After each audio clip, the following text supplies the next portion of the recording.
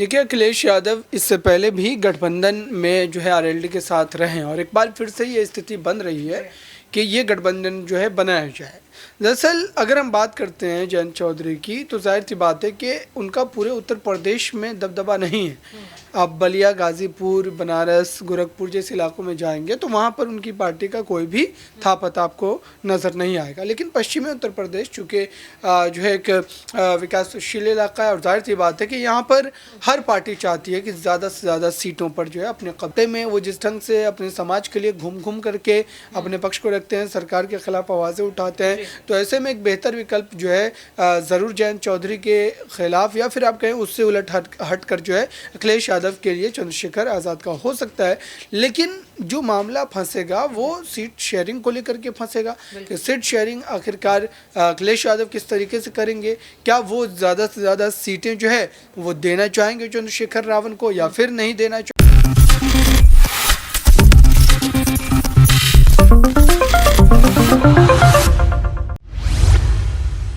नमस्कार, next 9 news देख रहे हैं आप और मैं हूं आपके साथ प्रज्ञा सिंह। स्वागत है आप सभी का मेरे खास प्रोग्राम सत्ता से सवाल में। 2024 के लोकसभा चुनाव जैसे जैसे नजदीक आ रहे हैं, इंडिया अलायंस यानी कि विपक्ष का जो गठबंधन है वो अब टूटता हुआ नजर आ रहा है। शुरुआत जेडीयू से हुई, उसके बाद टीएमसी और अब जिस तरह से आरएलडी भी इस गठबंधन से अलग होती हुई नजर आ रही है, सवाल लगातार ये बनता हुआ नजर आ रहा है कि 2024 के लोकसभा चुनाव आते आते इस गठबंधन से अभी और कितने दल बाहर होते हुए नजर आएंगे और ऐसे में क्या आरएलडी ने अखिलेश यादव की पूरी रणनीति को बिगाड़ने का काम कर दिया है? यही तमाम सवाल है। मेरे साथ अबरार हैं और उनसे इस चीज को समझेंगे। अबरार, आरएलडी के साथ गठबंधन के बाद देखा गया कि अखिलेश यादव के तेवर ही बदल गए। कांग्रेस को लेकर जिस तरीके से वो अपने गरम मिजाज को दिखाते हुए नजर आए और अब आरएलडी को लेकर कहा जा रहा है कि बीजेपी के साथ हाथ मिला सकती है। ऐसे में सवाल ये है कि जिस जीत का दावा अखिलेश करते हुए नजर आ रहे थे, वो जीत अब क्या अखिलेश के हाथों से पूरी तरह से निकल चुकी है? देखिए, अखिलेश यादव इससे पहले भी गठबंधन में जो है आरएलडी के साथ रहे हैं और एक बार फिर से ये स्थिति बन रही है कि ये गठबंधन जो है बनाया जाए। दरअसल अगर हम बात करते हैं जयंत चौधरी की, तो जाहिर सी बात है कि उनका पूरे उत्तर प्रदेश में दबदबा नहीं है। आप बलिया, गाजीपुर, बनारस, गोरखपुर जैसे इलाकों में जाएंगे तो वहाँ पर उनकी पार्टी का कोई भी था पता आपको नज़र नहीं आएगा। लेकिन पश्चिमी उत्तर प्रदेश चूँकि जो है एक विकासशील इलाका है और जाहिर सी बात है कि यहाँ पर हर पार्टी चाहती है कि ज़्यादा से ज़्यादा सीटों पर जो है अपने कब्जे को जमाया जाए। इसी वजह से अखिलेश यादव जो है जयंत चौधरी के साथ गठबंधन में आ सकते हैं। और जहाँ तक भारतीय जनता पार्टी में जाने की बात है आरएलडी की, तो बिल्कुल ये हो सकता है और बीजेपी इस काम में लगी होगी। लेकिन जयंत चौधरी को ये बात याद रखनी होगी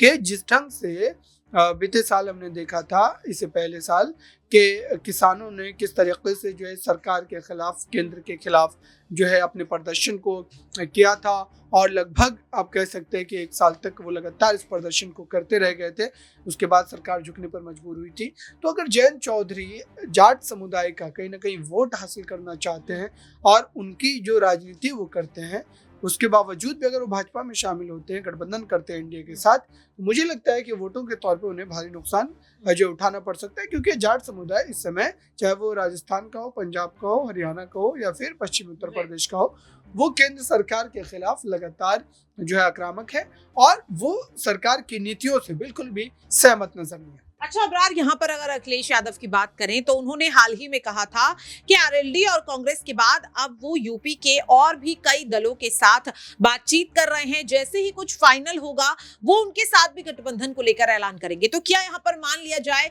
कि आरएलडी के इस गठबंधन से अलग होने के बाद अब चंद्रशेखर आजाद को शामिल कर सकते हैं अखिलेश यादव? जो सीटें यहाँ पर आरएलडी को ऑफर की गई थी, हो सकता है कि वो सीटें यहाँ पर चंद्रशेखर आजाद को मिलती हुई नजर आए अगर अखिलेश यादव यहां पर उनके साथ आने की कोशिश करते हैं। तो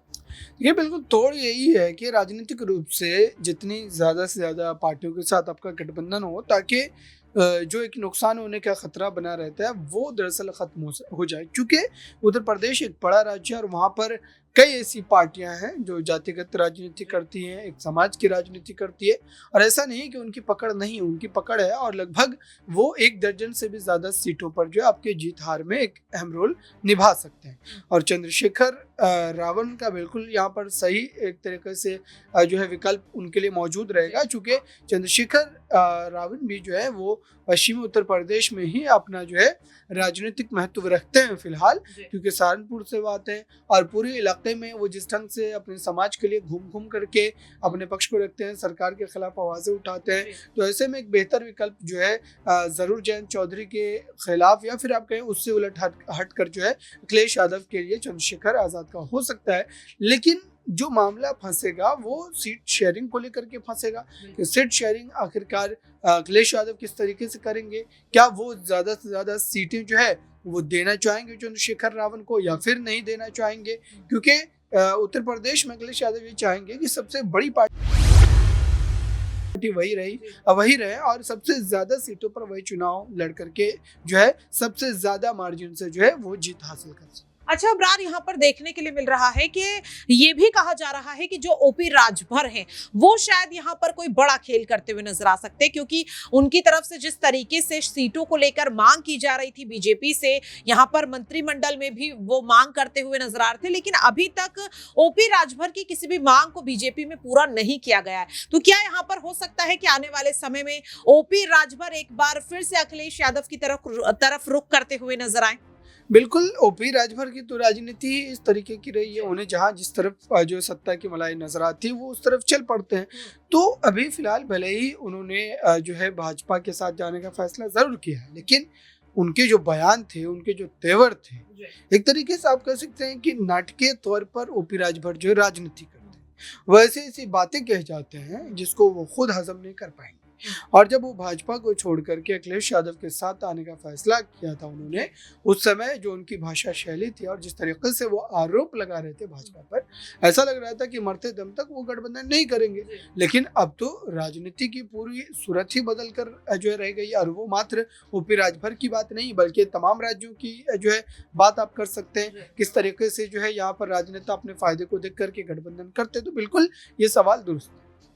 वाकई में देखिए, तो ये थे वो तमाम सवाल जो कहीं ना कहीं आरएलडी के बीजेपी में शामिल होने की खबरें जैसे ही आई हैं तब से लगातार बनते हुए नजर आ रहे हैं। अब ऐसे में देखना काफी ज्यादा अहम होगा कि क्या वाकई में समाजवादी पार्टी को झटका देते हुए अब आरएलडी एनडीए में शामिल होती हुई नजर आएगी, और ऐसे में आखिरकार अखिलेश यादव का अगला कदम क्या रहेगा? क्या यहाँ पर अब चंद्रशेखर आजाद की एंट्री जो है वो इंडिया गठबंधन में देखी जा सकती है, जिसके कयास लगातार लंबे समय से लगाए जा रहे हैं। फिलहाल के लिए मेरे खास प्रोग्राम 70 से सवाल में इतना ही। बाकी की अपडेट्स के लिए आप देखते रहिए नेक्स्ट 9 न्यूज।